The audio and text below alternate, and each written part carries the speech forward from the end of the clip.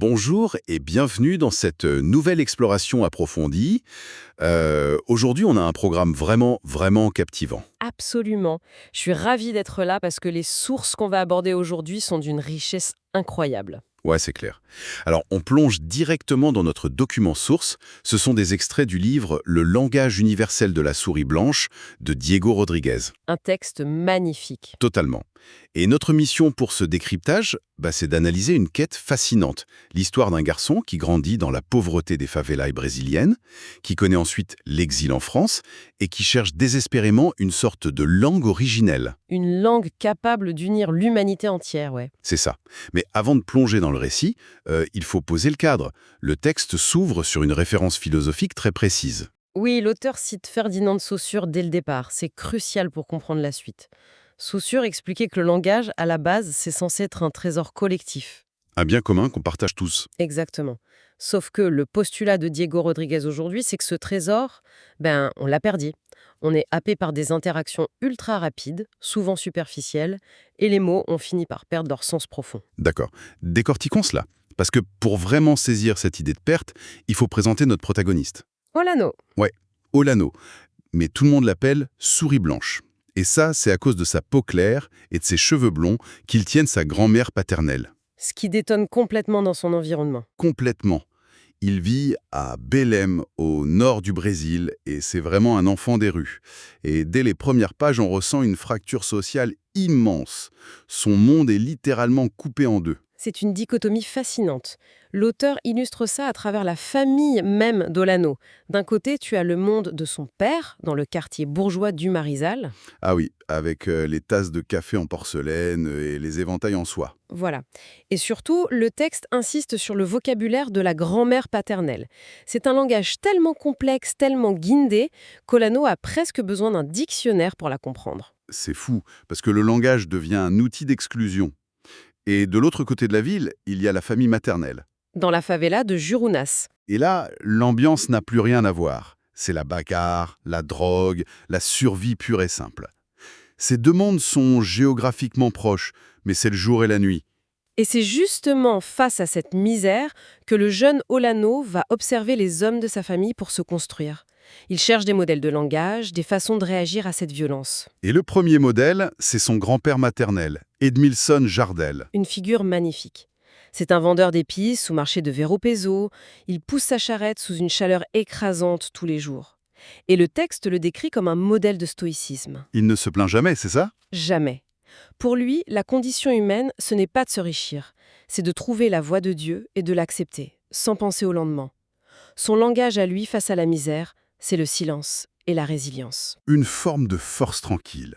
Mais ce qui est dingue, c'est le contraste avec les deux oncles d'Olano, Marcio et Marcos. Des jumeaux en plus. Oui, des jumeaux qui ont choisi deux voies radicalement opposées. Marcio, c'est le bâtisseur taciturne. Il y a cette anecdote géniale dans les sources où il doit construire une salle de bain de luxe pour le gouverneur. Et avant de poser la moindre brique, il dit qu'il doit d'abord construire la pièce dans son esprit. Exactement. Il ordonne le chaos par la pensée. C'est le langage de la création. Tout à fait. Et à l'inverse, tu as Marcos, son jumeau qui, lui, baigne dans la colère et le banditisme. Il passe son temps dans les combats de coq, avec son champion qui s'appelle Tyson. Marcos, c'est la destruction pure. Mais ce qui est vraiment intéressant dans l'analyse de l'auteur, c'est qu'il ne juge pas Marcos de manière manichéenne. Marcos incarne une société traumatisée par la violence endémique. La misère devient son alibi, en fait. C'est ça. Il a reçu la même éducation stoïque qu'Edmilson, mais la rue l'a dévoré. Pour survivre au milieu des loups, il a choisi de hurler plus fort qu'eux. C'est son propre langage de survie. Et au milieu de toute cette noirceur, de cette violence, on a une véritable bouffée d'oxygène. Le meilleur ami de l'anneau, Alex. surnommé Flash. Ouais, parce qu'il court super vite. C'est un gamin noir, brillant, qui passe son temps à lire. Et c'est là qu'on arrive au cœur de notre décryptage. Alex tombe sur un livre de John Wilkins à la bibliothèque. Une réécriture complètement alternative de la légende de la Tour de Babel. C'est le pivot philosophique de toute cette histoire. Je te laisse raconter parce que cette version est incroyable.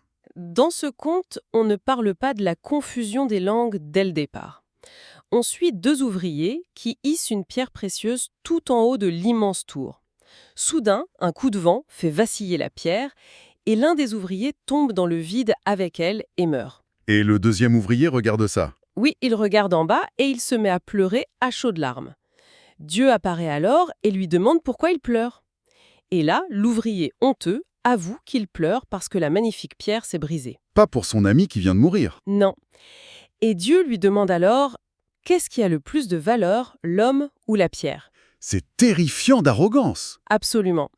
Le texte explique que c'est cette arrogance, cette indifférence totale à la vie humaine au profit du prestige matériel qui pousse Dieu à détruire la tour et à brouiller les langages. Donc, la punition n'est pas contre l'ambition architecturale, mais contre le manque d'empathie. C'est d'une puissance folle. Et ça marque profondément le jeune Alex. Ça le pousse vers un idéalisme radical. Bah oui, on les voit bricoler tous les deux dans la favela. Ils fabriquent de fausses antennes et même des boussoles avec des boussons de liège. Des boussoles pour essayer de trouver le nord. Voilà.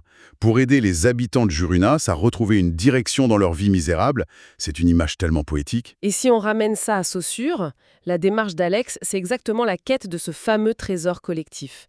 Il veut trouver un langage universel pour combattre les inégalités et unir les gens. Une nouvelle tour, mais basée sur la solidarité. Une quête magnifique. Et pour Olano, cette recherche d'universalité, ça passe aussi par les sentiments. Il rencontre son premier amour, Lucia Mendez. La fille du pasteur. C'est ça. Il y a cette scène très tendre où ils échangent leur premier baiser, cachés sous un lit, pour ne pas se faire voir par le grand-père. À ce moment-là, Olano découvre qu'on n'a pas toujours besoin de mots pour se comprendre. L'amour naissant est un langage en soi. Mais malheureusement, cette innocence ne va pas durer. La vie d'Olano bascule complètement quand il doit quitter le Brésil. L'exil en France, c'est un déchirement total. Sa mère a enfin réuni assez d'argent pour faire venir Olano et son frère, Anderson, à Bordeaux. Le contraste est vertigineux. Il quitte la chaleur moite et bruyante de Belém pour se retrouver dans la résidence du Grand Pavois à Sénon. Des grandes tours grises, du béton, le froid. Le choc culturel et thermique est immense. Et le coup de grâce psychologique, c'est la finale de la Coupe du Monde de 1998. Oh oui, une scène terrible. Olano regarde la France écraser le Brésil. Il est là, avec son petit maillot jaune, au milieu d'une foule française en liesse qui chante dans une langue qu'il ne comprend même pas. Il se retrouve complètement aliéné. C'est l'isolement absolu. Et la barrière de la langue devient une vraie prison pour lui, déjà à la maison, avec son beau-père français, Bernard, un ancien rugbyman plutôt sympa, mais avec qui il ne peut communiquer que par des mimes maladroits. La frustration intellectuelle doit être énorme pour un adolescent. Et ça se transforme en humiliation pure quand il va au collège. C'est sans doute l'une des scènes les plus dures des extraits. Olano essaie vraiment de s'intégrer. Il veut parler du livre que son ami Alex lui a offert en partant, Le Petit Prince. Une œuvre censée parler d'ouverture de cœur, justement. Exactement. Sauf que quand il prend la parole, son accent brésilien est tellement prononcé que toute la classe éclate de rire. Il se moque de lui sans pitié. Il est réduit au silence. Ça fait vraiment réfléchir sur notre propre société. Quiconque nous écoute peut se poser la question, combien de fois on juge quelqu'un sur un accent ou une faute de conjugaison en ignorant complètement la richesse de ce qu'il essaie de dire? C'est une question essentielle. Le texte nous met face à une évidence cruelle. Quand les mots te sont refusés, d'autres langages prennent le relais. Et souvent, ce ne sont pas les meilleurs. Non, en effet, le document illustre d'abord le langage de la haine. Deux camarades, Hakim et Youssef, lui tendent une embuscade et le passent à tabac. La xénophobie et la violence, malheureusement, c'est aussi un langage universel. La domination pure. C'est le moment où Olano et son frère veulent tout abandonner et rentrer au Brésil. Mais heureusement, le texte explore aussi l'autre alternative non verbale, l'empathie absolue. Grâce à Tahar, Oui, un ami marocain de la cité. Il voit la détresse d'Olano, et sans faire de grands discours, il l'emmène dehors. Il lui montre un arbre, puis un papillon. Olano dit « borboleta ». Et Tahar lui donne simplement le mot en français, papillon. Sans jugement, sans moquerie. C'est un échange d'une pureté incroyable. Tahar restaure une petite partie de ce trésor collectif dont parlait Saussure. C'est la main tendue qui sauve tout. Et ça donne à Olano la force de s'accrocher, d'apprendre la langue et de devenir, comme disait son frère, un surhomme. Il s'adapte. Sauf que les sources font ensuite un bond dans le temps. Olano a 18 ans et il retourne au Brésil pour des vacances. Il retrouve son amour de jeunesse, Lucia, sauf qu'elle est enceinte. Et le père, c'est Bruno, alias Vous décidez. L'ancien gamin violent de la favela qui les terrorisait. Ouais. Et le pire, c'est que Bruno a essayé de tuer l'oncle Marcos pendant son sommeil. Et Marcos n'est plus un simple parieur de combat de coq, c'est devenu un vrai caïd. Donc il traque Bruno pour se venger. C'est une tragédie grecque qui s'enclenche. Lucia est terrorisée. Elle supplie Olano d'intervenir pour que son enfant ne naisse pas orphelin. Et Olano, avec son éducation européenne, il pense sincèrement pouvoir raisonner son oncle avec des mots. C'est une grande naïveté finalement. Il prend une moto, il fonce dans les ruelles de Guama en pleine nuit, guidé par les bruits de tir. Mais il arrive trop tard. Bruno est mort, criblé de balles. Et la scène qui suit cette exécution est le vrai point de rupture de l'histoire. Au bar, le soir même. Oui, Marcos se vend du meurtre devant ses hommes de main. Il pense sincèrement avoir rendu service au quartier. La banalisation du mal dans toute sa splendeur. Olano est écœuré. Il confronte son oncle, il lui jette une bouteille à la figure et le traite d'ordure. Et la réponse de Marcos ne se fait pas attendre. Un coup de poing qui assomme Olano. C'est la collision brutale entre deux mondes impossibles à réconcilier. La rationalité européenne d'Olano vient s'écraser contre le mur de la survie brute de Marcos. Et pour couronner le tout, Lucia, dévastée par la mort de Bruno, rejette Olano et lance une malédiction sur sa famille. C'est la rupture finale. Olano comprend que les boussoles en liège d'Alex n'ont servi à rien. Son enfance à Belém est morte. Le langage de la survie a tout détruit.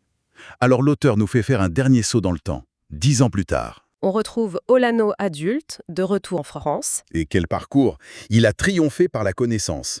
Il est devenu un brillant linguiste spécialisé en linguistique comparative et il travaille au CNRS à Bordeaux. Il a fait de la barrière des langues sa spécialité scientifique. Les sources mentionnent d'ailleurs qu'il étudiait des travaux assez pointus et controversés, comme la balade de la conscience entre Orient et Occident d'Idriss Aberkane. Oui, c'est intéressant. Et précisons d'ailleurs pour notre public que le document s'y intéresse uniquement sous l'angle de la complexité linguistique, sans prendre parti sur les controverses publiques qui entourent cet auteur. Absolument. On reste purement sur l'analyse académique d'Olano. L'idée, c'est de montrer à quel point il navigue désormais avec aisance dans des concepts abstraits de haut niveau. Il maîtrise tous les codes. On le voit fumer le narguilé avec son ami turc Burak Ouz en débattant de l'architecture de Mimar Sinan. Il n'est plus la victime de Babel. Il s'amuse avec les langues. Et la scène de fin des extraits est sublime pour illustrer ça. Il rencontre une jeune femme française très élégante, Anne Dupont. L'incarnation du raffinement bourgeois qu'il fuyait peut-être un peu avant. C'est ça. Et au lieu de cacher ses origines, au lieu d'avoir honte de son accent comme au collège, il utilise sa langue maternelle, le portugais, comme une arme de séduction. Et au nom que vions me quasaton linde. Je n'ai jamais vu une chose aussi belle. Le portugais devient un atout de distinction. Il a complètement réinventé son propre trésor collectif. C'est une conclusion parfaite. Le texte nous montre que le fameux langage universel qu'Alex et Olano cherchaient dans la favela, ce n'est pas un dictionnaire miracle. Non. Ça se trouve dans la vulnérabilité partagée. Ce qui nous amène à la grande question de cette exploration. Qu'est-ce qu'on doit retenir de tout ça? Le parcours d'Olano est un miroir pour nous tous. La langue n'est jamais neutre. C'est une arme pour exclure, on l'a vu avec la grand-mère ou les camarades de classe, mais c'est aussi un pont indispensable pour survivre. Le véritable langage universel, finalement, c'est cette douleur de l'exil, la violence de la misère et surtout la beauté de l'empathie, comme Tahar avec son papillon. L'empathie donne un sens aux mots. Sinon, on est comme l'ouvrier de la légende. On pleure pour une pierre cassée en ignorant la tragédie humaine à côté de nous. Une synthèse vraiment puissante, mais on ne pouvait pas terminer ce décryptage sans vous laisser sur une dernière réflexion. Quiconque écoute ce programme aujourd'hui vit dans un monde hyper connecté. Avec l'intelligence artificielle et la traduction instantanée dans nos poches. Exactement. Techniquement, les frontières linguistiques n'existent presque plus, mais la question que ça soulève est la suivante. Sommes-nous vraiment en train de bâtir une société de la compréhension mutuelle ou avons-nous simplement inventé des moyens technologiques parfaits pour ne jamais vraiment nous écouter les uns les autres? C'est une excellente question à méditer. Merci de nous avoir accompagnés dans cette plongée fascinante. À très bientôt pour une nouvelle exploration.